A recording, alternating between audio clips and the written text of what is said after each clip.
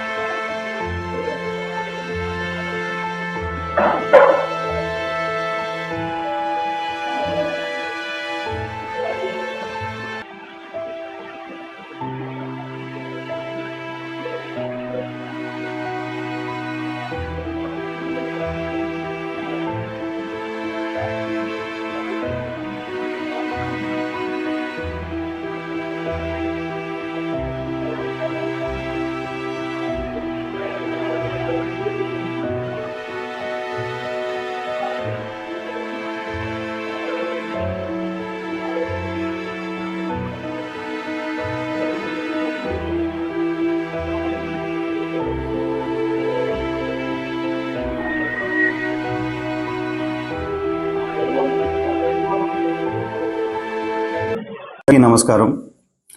ఈ నెల 18వ తారీఖు Ahobilam chief operating officer Sundararajan గారు మనకి ఒక కంప్లైంట్ ఇవ్వడం జరిగింది.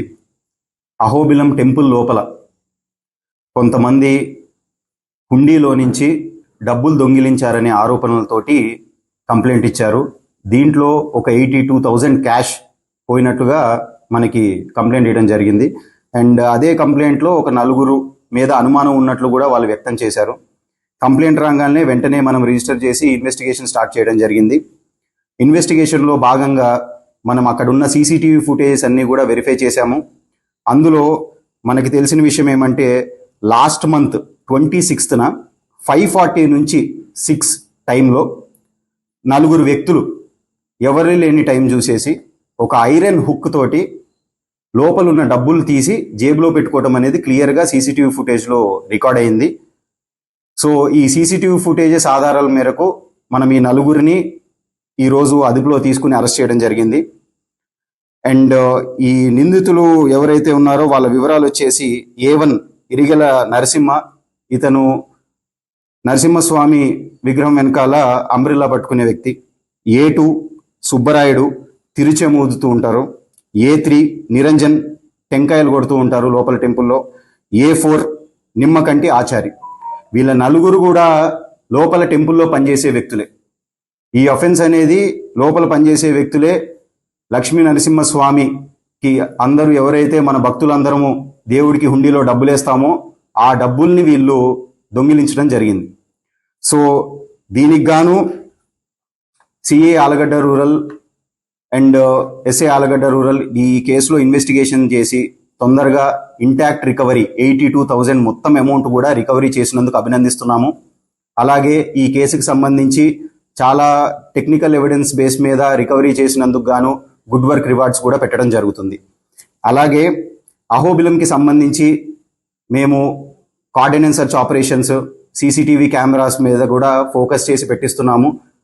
కంప్లీట్ సర్వేలెన్స్ చేసేసి